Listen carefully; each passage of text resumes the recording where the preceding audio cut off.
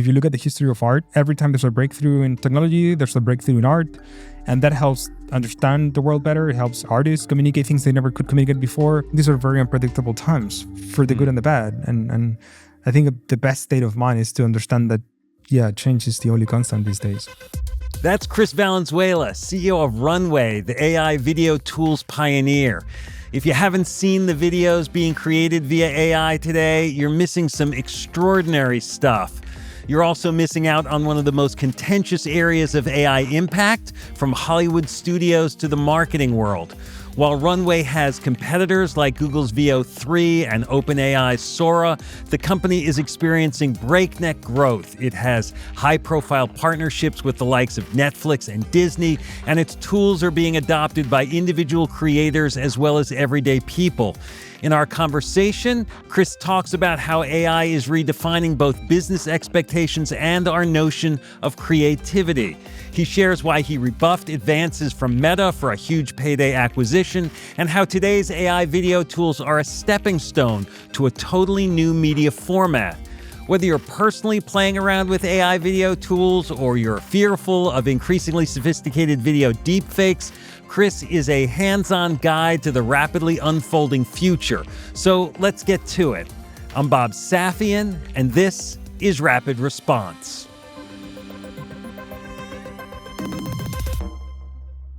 I'm Bob Safian. I'm here with Chris Valenzuela, co-founder and CEO of Runway. Chris, thanks for being here. Thank you for having me here. I have to say, the past few months, I have become low-key obsessed with AI created video. Well, maybe not that low-key.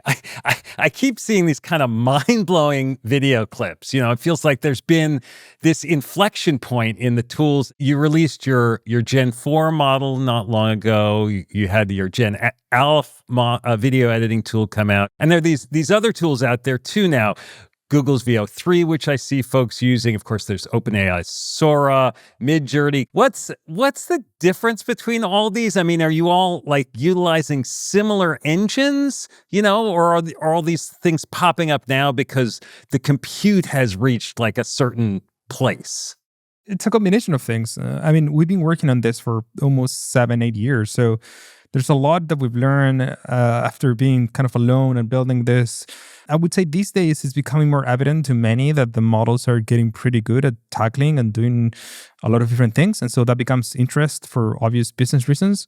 All models are different. I think all models are trained for different reasons. We tend to focus on professionals and folks who want to make great videos, but also great content with these models themselves. And it's an amazing model we've released only recently, just a couple of weeks ago. It allows you to modify and create video using existing video that was never possible before. And so those kind of breakthroughs and models and controls are just allowing, I guess, way more people to do much more interesting things. I mean, your tools, I saw you in another video use voice prompts to create a video scene. Your tools generate camera angles and change objects. The extending a scene outward, filling in what isn't there is amazing. The switching on the lights video that you have, and just for those who are listening, cool. Right? This video, we sort of see a cityscape and then street lamps come on and the windows of office and apartment buildings start blinking and the lights are switching on and off in this very choreographed sequence. Can you explain how that was created? It took us like less than an hour to make that video. And you start with a scene, an initial video, and then you ask Runway for things you want to change in that video. And so we could ask, if it's daylight, we can ask the model to show me a night version of that same scene. And so what the model will do is it will understand what's in that scene, and it will turn down the light, like metaphorically, but also like literally, like we'll just like turn day into night while maintaining pretty much the consistency for everything else. You might turn on the lights of the streets. So, you can be much more specific. You can be only turn the lights on the left or only turn the street lights while keeping everything else dark. You could be like, now start turning the lights one by one, starting from the one on the left to the one on the right. So in a way, it's kind of editing reality. Maybe you can think about it like that.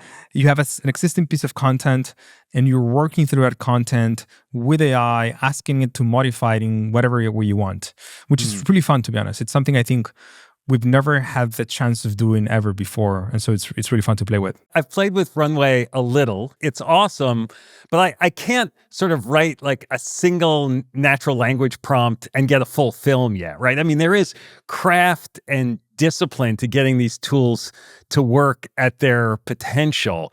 I mean, are we going to get to the point where like all you need to create a film is the idea for it, the vision, and like the production itself is all automatic? I think a key concept of what you mentioned was tools. This is a tool. It's a very powerful tool. And this tool allows you to do things that you couldn't do before. Knowing how to use the tool would always be important. And the tool is not going to do work on their own if you don't know how to wield the tool, how to use it in interesting ways. And so I guess the answer for the question of like, will you ever get to a point where you can just prompt something and get exactly what you want? I guess the answer is like kind of ish. Depends on how good you know how to use the tool, right? So think about what tools people are using today to make films, like camera, right? Can a camera help you win an Oscar? Of course. If you have a camera, will you win an Oscar? No. Right? What makes a great filmmaker is like, well, knowing where to point the camera, like knowing where, like how the camera works and functions and how you can tell a story with that camera. And I think that's no difference from how we think about AI tools and Runway specifically, which is it can help you go very far. You can do amazing things with it. You just have to learn how to think with it and work with it. And if you know, then you'll get far. I saw an AI video this morning from director Matt Zine called "Forgive the Haters." I don't know if you've seen this or not, but it's this commentary of sort of how traditional media folks and image experts, people who are trained in this, are being usurped by this new technology, and it's both kind of scary and encouraging, which kind of feels like the way people's reactions to this tool are. Yeah, well, I think it's not new, to be honest. I think we have some sort of like social amnesia where we sometimes forget things we've lived through in the past. Like filmmaking was very misunderstood by painters because we ask painters to judge a completely new medium. And so when painters were judging photography or moving pictures, they were seeing it through the lenses of oils and pigments and brushes. And they were like, well, photography will never, ever get close to what I can express with a paintbrush. It's just a different medium. You need to understand that it works differently and need to think about it differently. And I think something similar is happening today where we're asking the painters of our times to judge and analyze this new thing. And they're going to analyze it through the lens of what they know. I think the invitation we've been trying to like encourage people to think about is it's best to think about this as a new medium. It's best to think about this as what the camera was to painting, and you're gonna get the most value out of it if you kind of break the assumptions of what expectations you have for this thing based on what you know on the past. That I think for me is the way you move forward, and the way that, to be honest, most of the best filmmakers we work with. It takes them a while to realize this, but after you realize and cross that chasm to understand that this is a new medium, you start unlocking amazing things. You mentioned work that you do with studios in Hollywood. I know you've partnered with Netflix and Disney and AMC Networks and whatever. Like, how are they using Runway's AI today? Because like AI can be a little bit of a dirty secret in Hollywood, right? Like people are using it, but they don't always want to admit it. Yeah, I think it's a tool. That's the answer. And so the best studios and the best folks in Hollywood have realized that. And they're using it in their workflows to combine them with other things they know pretty well. The thing is that there are no rules. You can start inventing them right now because this is pretty, Aleph is a couple weeks old. And so people are figuring out things of using and ways of using the technology that we never thought of possible. And that's what I enjoy the most. It's a general purpose technology. It can be used in ways that are diverse and creative and unique. And if you're creative enough, you're going to uncover those things. At some point in the future, there may be a whole different medium about the way you do it. Right now, like I can imagine they take ideas and they create essentially a prototype of a film to show to sort of get ideas through. Is that part of how it's used? You can think about, like, broadly speaking, two stages. There's pre-production and post-production. Pre-production is like, well, writing the script and doing art direction and like selecting characters and casting. And location scouting and just preparing to like make the stuff, right? And so there's many use cases of Runway in there. Like, of course, the obvious ones are storyboarding and helping you with writing the script and helping you with like casting characters and seeing how they're gonna like behave and what they're gonna do. And then in post, once you film or recorded something, there's a lot of visual effects and things that you need to apply and change to the videos themselves. And so let's say the example that we were speaking before, turning like day into night. Let's say you've recorded something and it happens to be that like someone changed the script later and the shot that you recorded had to happen at night. Well, the way you would do it before was that you had to go back and shoot again and like spend more time and like fly the actors again and do the whole thing. Or now you can go into Runway and just ask the model to like turn that scene into night and it will like do it for you. So it's less of them coming to Runway and typing, get me a multi-award winning film now, fast and cheap, and more about, well, I have this problem. It's very expensive to solve. I have a tool now that can help me do it faster and better. Can I use it? Will it make my movie? No, but it will help you very much in getting there faster and cheaper.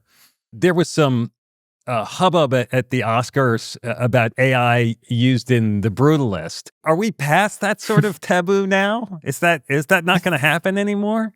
Yeah, I think we are. I mean, look, it's new. It's misunderstood. I always argue that AI is like a mirror these days because it's such a generalizable technology. It can be applicable to many different things, which make it so that we can project into it anything we want. So in a way, the way we look at this technology is a reflection or a mirror of how we look at the world. And so the people who are very excited about the world, new generations of creatives who are like they want to unshackle from like whatever they've done before and how the world works and have all the creative liberties. It's the most freedom they've ever had. They can just make stuff without asking for permission. For the people who've been in the industry for many years and want to not change anything of it, it's like revolution, right? Or you want to prevent revolution from happening. Or maybe you want to encourage it, depending on what's your mindset, right? If you're scared, AI might become like a perfect way of like mirroring that like scariness of the world. And so it becomes some sort of a reflection of sorts. And but I think part of moving away from that is having people really experience and using AI in their day-to-day lives. If you've never used video models or AI image models, if you've never seen how it works, there's only one answer to like forming an opinion on something you've never used, which is use it. And look, again, this is very new. Some models are a couple of weeks old. And so it's hard for people to like fully get on board on things that are moving so fast. But I think over time, people have gotten better at it. I mean, Hollywood has gotten really good at understanding both the limitations and the challenges. And that happens just because you're more exposed to it. Outside of Hollywood, you, Runway, work with a lot of big corporations, Fortune 100 companies for their marketing efforts. Is there less pushback compared to the film world because traditions of, quote, art are a little less precious? I think every industry has a different set of like concerns and like challenges that you have to manage and work with. Like game studios have different sort of like things you need to make sure you can solve for. We sell a lot to architects, for example, and architects have also different sort of like standards and workflows and things they want to see into the products. I think they all work slightly different, but the interesting thing is that you can help them all. If the models are good enough and they can generalize, you can solve them all. And the same tool could work across? If you think about the challenge of an architect to render a video for a client showing them a building, what they're trying to achieve is not that hard and similar from what a filmmaker is trying to achieve when they're rendering a building for like a Superman movie, right? They're using different tools, but that's because historically those things have been separated. But now if my model can help you and learn how to do both, then you can help with the same product, with the same experience, the same underlying model, solve for those two use cases, which is wild because then there's no verticalization of software they have to do. You don't have to do specific UIs and just train better models. And if you train better models, like a lot of things will happen. I have to say, like, personally, I get torn because, as you can tell, like, I love the creative output in AI video and the possibilities. And at the same time, there are possibilities that scare me a little bit about uses, about job impacts, about unintended consequences. Like, how concerned are you about people using your tools for deep fakes and scams? I mean, I saw one news report about legal experts worried that videos in the courtroom will be harder to trust as evidence. Like, do you feel like this stuff is your responsibility to protect against, or like, you're just a tool maker and it's not really your role to get into those use cases? I think it's a social responsibility to like bring everyone up to speed and like help people navigate through what are the good and the positive and the great outcomes and what are the things that we should be preventing for. And this happens with like every technology. Think about cars. Like, I mean, cars are amazing, has gotten us to do a lot as culturally and socially. There's also like great dangers in cars, and so we put norms and safety, like and seat belts, and we require you to like get a driver's license. There's all this like things we've collectively built together to understand that this powerful technology can get us very far with the right safeguards. And it's not the responsibility of a company or like one person as much as society as a whole to first recognize the importance of the technology itself and then understand where it can be either improved or prevented for any misuses. At the same time as you're sort of managing this technology shift, you're also managing a business shift. I mean, your business is growing very fast. I know that Meta reportedly approached Runway about an acquisition earlier this year before spending $14 billion on Scale AI. Aside from the money, like, what sorts of calculations go through your mind in considering whether to stay independent? I think I'm having too much fun, to be honest. I care too much about this. I think it will be a mess if we like sell the company now, mostly because we know exactly, or we have a good sense of, I think, extrapolating where things are going to go in terms of like performance of models and qualities and use cases, that I want to be the one building it. I mean, that's what we've gotten here. And there's such a big opportunity to like make the world much more creative, help artists, like tell stories that we haven't told before. And I want to be the one leading that with my own kind of like vision and like being owner of my own destiny in a way, So yeah, it's too fun. With the AI tools evolving so fast, it can be hard to anticipate where the puck is moving to, And Yeah. I'm curious, like, how much are you like, yeah, I know what I'm building toward, it's this, vision, versus how much has to be kind of reactive and adaptive that you can't know?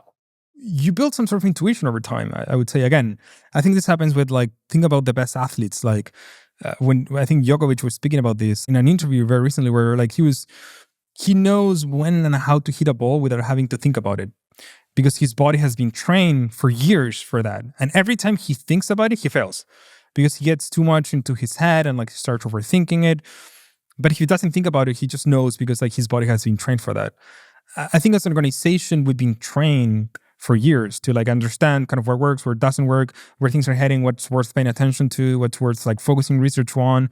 And that intuition is very valuable, specifically when the world moves so fast. There's so much information you have to digest that if you don't have a good sense of what's signal versus what noise, you're just going to have a hard time parsing and understanding what's worth paying attention to.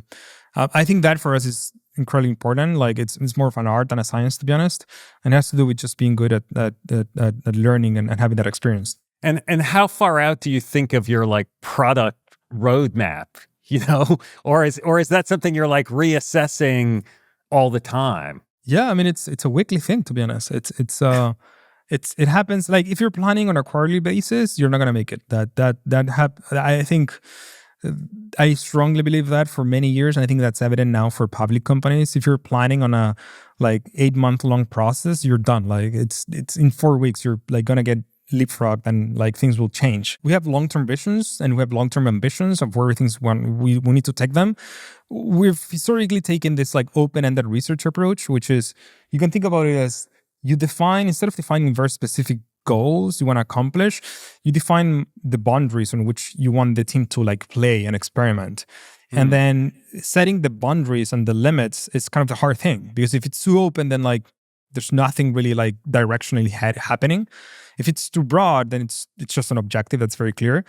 If it's like broad enough and has enough of the right incentives, then people are going to stumble on things that are new, that you've never thought of before, that have a great value. And those are the things that we care the most, like that open-ended research approach that's less focused by goals, but much more by stepping stones of like discovery. It's like a change definition of the way a lot of startups begin, right? Usually there's a customer need or a pain point or a use case that you're trying to solve for. And what you're talking about is it's a very different way of approaching it, right? Because you don't even know what you're going to be solving for. Yeah, it's very different. Again, you have to recognize the speed of technology and how fast things are changing. So if you don't recognize that, I think you're not being honest with like how your plan will change over time. And I think you're right. Product has historically been very like structure and like, a goal and you know a customer and you know how things are going to go. And overall, you don't expect things to change that much. I think what's becoming reality these days is research and product should become part of the same. Like if you're just a research company, you're going to miss out on product and there's no feedback loop from customers. You're not learning from the real use cases. If you're just a product company, you're going to get leapfrogged by research. And again, it's part of it is you have to be there building those two things together. You have to be willing to try things quickly. I mean, you can build prototypes in like a few minutes that used to take you months to build. And because you can do that, you should do that. Like you have to do that. Of course, someone else will. I mean, if you're not, someone else will. Like that's how businesses in AI go from 0 to like 1 billion in like a couple of years, even months. Like that has never happened before. There's no scale of adoption of technology like that we've ever seen before. And again, that's because models are getting better, performance is getting better, models are improving themselves. You just have all these compounding effects. Distribution is also like pretty much built. So shipping products to people is pretty straightforward. If you're thinking about a product roadmap that's a year long, you're not going to make it. You're going to make it because all the assumptions of things you thought going to be right on January are perhaps in February already like either wrong or obsolete. And so you have to change again. So change is the only constant, I would say, these days. I was reading that you said at one point that AI video is like a stepping stone to creating 3D virtual worlds, what you called a totally new media format. Is this like the metaverse? Is this the next frontier of video gaming? Like, I know you've talked about launching an interactive game experience, or is the game stuff just like part of the stepping stones that you're talking about? I think it's part of the stepping stones. My assumption is that I don't think we have the language to describe that thing, to be honest. Because if you think about linear and non-linear media being films and ads and videos and things that are, you play them and you play them again, and it's always the same thing. There's a way of doing those kind of things that we know pretty well, and we can optimize, we can change, we can make it cheaper. We will continue doing that. Games are non-linear. Every time you play them, you're experiencing something slightly different, or you can branch and do different stuff. But those worlds and those games have still been created top down. There's a game designer, a builder, everything has been kind of pre-programmed in some way. So you're exploring some sort of like a world that was pre-designed. If you think about this idea of getting video or AI models to work in real time, you're stepping into something perhaps just different from those two mediums, right? The rules of those worlds have not been prescripted or designed by anyone. They're just being generated on the go. It's not linear in the way that you've experienced film before, because like it's not going to happen probably the same way if you play it again. How do we call that? I don't know. So we're only going to get to the language to describe this new medium by having people experience it, which is happening right now. I saw that Runway's looking into sort of future revenue streams potentially in robotics and self-driving tech, which surprised me at first, but I suppose this sort of aligns with like 3D world kind of mapping, right? Correct. Yeah. So if you solve for, again, it goes back to what I mentioned before. These models can generalize to tasks and kind of things they weren't specifically trained for. And you can extrapolate that will continue to happen in different domains, like robotics. One of the hardest things for robots is getting the data to train it on a particular set of tasks. So you have to simulate that data. The way simulate that data is very expensive, unless I can just generate the data, simulate it, like modify it, alter it. It's not that different from a movie. It's just so you're creating that same movie that you talked about in the beginning with the lights coming on. You've take that environment and you feed it to the robot to Correct. train So it. that's a great example. Think about you're training a robot to, like, in LA there's like these robots that do like deliveries. You may want to train a robot to understand how like light like impacts the sensor. And so what you need to do is you just have to show them a bunch of examples of light changing. Well, how do we do that? Well, we have to like go in a studio or go into the streets and wait for the light to change, and we'll create it artificially. And or you can just go into Runway and ask the model to change the light 10,000 times for 10,000 different videos. It's moving pixels on a screen. Everything that will be moving pixels on screen will be probably generated with AI very soon. And are we going to know the difference between, you and I watching each other on video like this, and whether that's us for real? I don't even know what I mean by real anymore, versus something that's been, constructed or adjusted via AI? I mean, does it matter if I tell you I'm generated and this is a pre-recording? Like, will it make the conversation less interest? I'm not, right? But like, as a provocative answer, it's like, if people find comfort and it helps them, and I mean, think about teaching, for example, like having this conversation with a personal tutor that's able to answer your questions real time, but also like show you physically how things work. Let's understand physics. So let's bring something, let's do an experiment. Now I'm going to show you how it works. That's great. Why would it care if it's real or not? It just learns something, But a world where I'm not sure what's real and what's not doesn't make you uneasy? When you go to watch a film today in the theaters, do you question if the movies are real or not? But I know, because it's a movie, I know that it's not real, whereas something could hit me in some other way, and it's not sort of already framed out as being, okay, this is an entertainment experience. But that depends on like the format, right? The medium of like how you're experiencing it. So if I'm tuning in into watching something, I'm already tuning myself to understand that what I'm watching is not real. Of course, if you join a Zoom call and the person is like deceiving you to like pretend they're real, of course, that's strange. That's weird, right? There should be some sort of like disclosure of sorts. But for me, again, that's a social norm. Like if you do it, you're probably like, it's not gonna work, right? But from a fictional side, from a storytelling perspective, I think we agree on like we're gonna fall. We like falling for it. You like going to the theaters and seeing, that what you're seeing is not real. But here's the thing: we had this before. One of the first films ever shown is a train arriving to a station in Paris. It's an old film. It basically shows a train arriving to a station. The story goes that when the Lumiere brothers, when they first showed that film in late 1800s, people ran out of the theater, and they run because they thought they saw a train arriving to a station. So just like run, the train is coming. We'll laugh now, but like if you've never watched moving pictures on a screen, you're probably freaking out, right? Until you've watched enough where you're like, okay, yeah, I know Superman is not real. People don't fly. Like I get it. I don't like it. I want to go there because it helps me to relax or whatever. Yeah, so I think just exposure also. We're clearly not short of sort of dystopian AI predictions. Do you have a vision of a kind of utopian AI future world? I think I'm more of an optimistic. I think the interesting about AI is that we've always associated with science fiction, Terminator and Black Mirror and like HAL 9000 and all the things that are just science fiction. I do see a world, because I'm seeing it right now, where AI becomes an incredibly creative collaborator and a source of excitement and happiness to many people.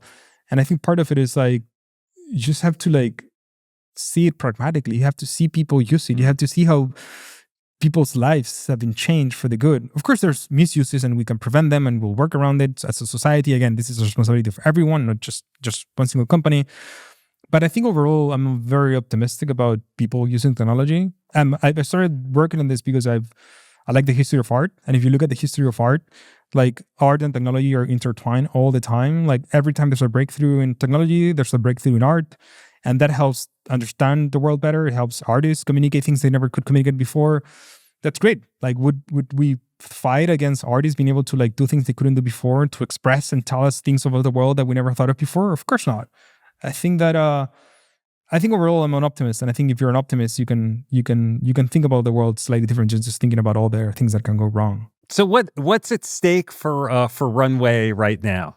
What's at stake? A lot. I mean, we're just getting started. I know it's It's the realization that these tools are and these models are going to become way more useful and powerful to many than we ever thought. The tech is changing so fast and has already changed so fast, and it can already do so much stuff. And yet at the same time, as you say, like, it's early. Oh, it's so early. It's so early. Getting a state of embracing uncertainty, which I know is hard because like you want humans want predictability. Change is hard. It's you're afraid of it. It's always more easier to be more predictable about things, but I think these are very unpredictable times for the good and the bad. And I think the best state of mind is to understand that change is the only constant these days. Well, Chris, this has been great. Thank you so much for doing it. Of course, thank you for having me. It was a fun chat. I do love the creativity coming out of new AI video tools like Runway. But I also want to hark back to the business creativity that AI is sparking and requiring. As Chris said, if you're thinking about a product roadmap that's a year long, you're not going to make it. That rate of change may apply more to startups and AI developers, but we all need to adjust our speed to meet the moment. Are the days of a true 2-year or 5-year roadmap gone? I don't know.